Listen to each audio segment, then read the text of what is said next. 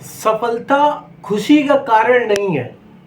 सफलता खुशी का कारण नहीं बल्कि खुशी सफलता का कारण है।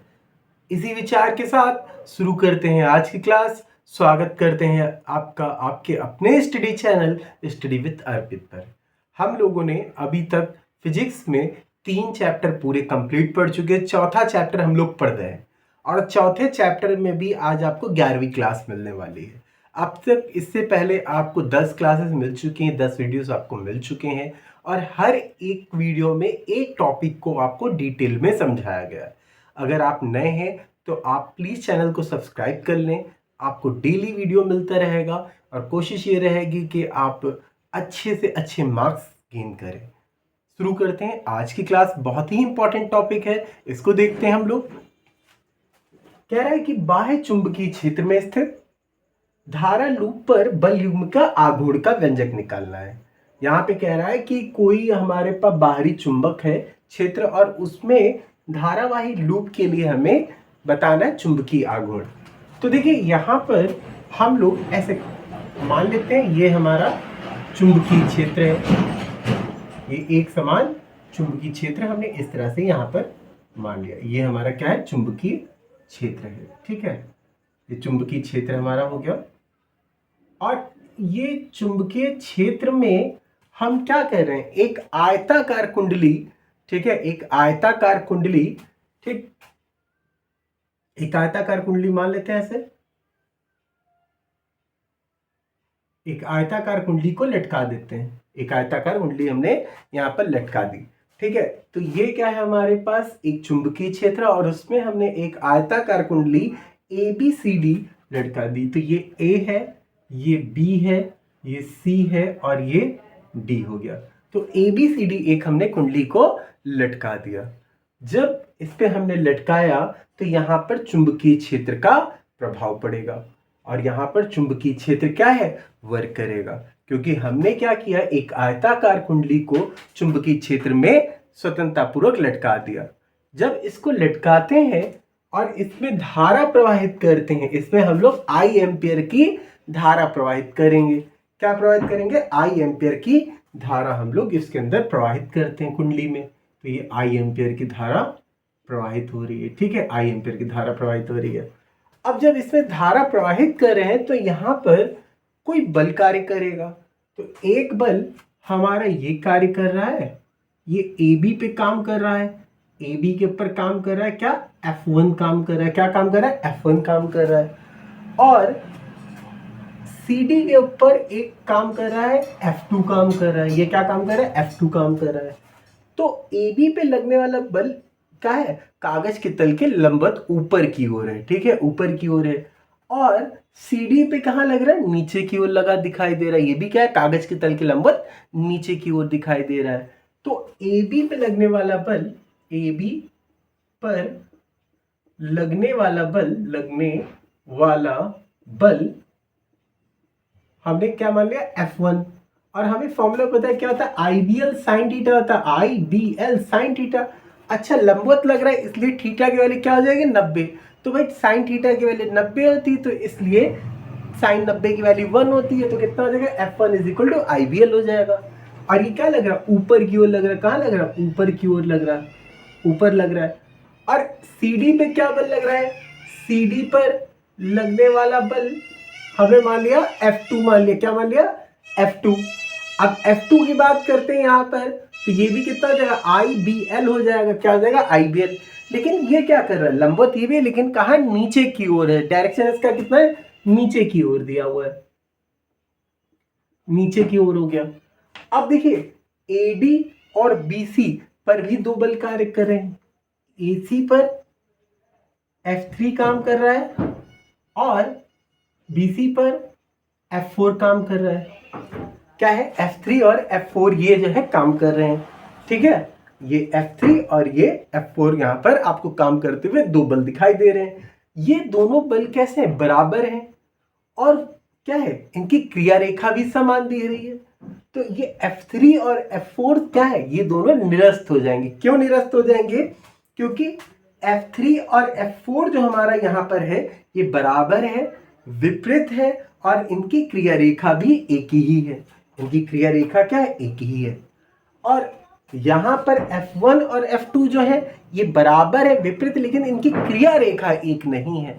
तो इसलिए ये क्या बनाएंगे, एक बल युग्म बनाएंगे। क्या बनाएंगे, बल युग्म बनाएंगे। तो हम मान लेते हैं कि यही किसी कंडीशन पे, यहीं पे नीचे हम बना के दिखा रहे हैं आपको, ठीक है। तो कोई ऐसा क्षण होगा जहां पर, यहाँ पर हमारे पास जो ये लूप है, धारावाही लूप है, वो क्षेत्र से थीटा कोण बनाते हुए होगा। क्षेत्र से थीटा कोण बनाते हुए होगा। कोई टाइम ऐसा होगा जहां पर ये क्षेत्र से क्या कर रहा होगा, थीटा कोण बनाते हुए काम कर रहा होगा। तो यहाँ पर आपको जो है भाई बल क्या काम कर रहा है, एक F1 काम कर रहा है हमारा, एक कौन सा बल काम कर रहा है, F1 काम कर रहा है, ठीक है। और एक कौन काम कर रहा है, F2 काम कर रहा है, F2 काम कर रहा है। और ये जो है क्षेत्र से क्या है, थीटा कोण बनाते हुए, कहां पे है, थीटा कोण बनाते हुए रखा हुआ है। ये थीटा कोण बनाते हुए रखा हुआ है, ठीक है, थीटा कोण बनाते हुए है। अच्छा, इस तरह से हमारे पास दिया हुआ है। और यहां पर हमने एक अभिलंब n डैश ले लिया। क्या ले लिया, n डैश ले लिया। और यहाँ पर कोण कितना है, थीटा कोण है। यहाँ पे कोण कितना है, थीटा कोण दिख रहा है। तो हमारा जो ये आयताकार लूप था, ये अभी किसी क्षण थीटा कोण बनाते हुए रखा हुआ दिखाई दे रहा है, जिसपे हमें F1 और F2 बल युग्म कार्य करते हुए दिखाई दे रहे हैं। कितने दिखाई दे रहे हैं, F1 व F2 कार्य करते हुए दिखाई दे रहे हैं, ठीक है। अच्छा, हम लोगों ने यहाँ पर अगर देखते हैं ये आयताकार जो लूप दिया गया है, ठीक है, ये आयताकार लूप जो है हमारे पास, तो यहाँ पर जो AB है, ठीक है, AB और BC, AB और DC क्या है, लंबाई है। AB और DC क्या है, लंबाई। AB और DC क्या है, लंबाई है। और AD और BC ये क्या है, चौड़ाई है। ये क्या है, चौड़ाई। तो अगर हम यहाँ पर देख रहे हैं AB और DC, ये क्या, ये इसकी लंबाइयां हैं, और ये क्या है, चौड़ाई दी गई है। हमने L और B लंबाई और चौड़ाई मान लिया। तो इस हिसाब से यहाँ पर जो हमारे पास डिस्टेंस होगी, ये कितनी हो जाएगी, B sin थीटा हो जाएगी। कितनी हो जाएगी, B sin थीटा हो जाएगी।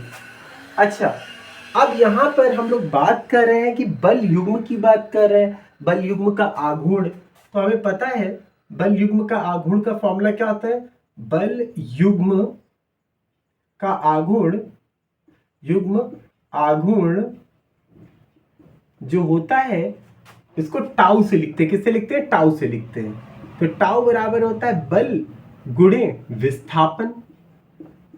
क्या होता है, बल गुणे विस्थापन। अच्छा, बल कितना है, IBL है। कितना है, IBL है, ठीक है, IBL है, ठीक। और अब यहाँ पे अगर हम चाहें तो इसको कैपिटल B लिख देते हैं, ठीक है। यहाँ पे कैपिटल स्मॉल b लिख देते हैं, नहीं तो कंफ्यूजन हो सकता है, ठीक है। तो हमारे पास यहाँ पर कितना है, IBL है, ठीक है, IBL दिया हुआ है। और यहाँ पर इसको हम कैपिटल लिख देते हैं, ठीक है, कंफ्यूजन ना हो लेंथ को। तो यहाँ पर IBL हो गया हमारे पास। और विस्थापन कितना है, B sin थीटा। कितना है, B sin थीटा है, ठीक। तो देखो ये I ऐसे लिख दिया हमने, B ऐसे लिखा, L into B. L into B क्या होता है, एरिया होता है। भाई लंबाई गुणे चौड़ाई क्या होता है, क्षेत्रफल होता है ना। तो area A is equal to कितना होगा, लेंथ इंटू ब्रेथ। कितना होगा, लेंथ इंटू ब्रेथ। तो इसकी जगह हमने क्या लिख दिया, tau is equal to B A sin theta. तो टाउ इज इक्वल टू कितना निकला, IBA sin थीटा निकल के आया।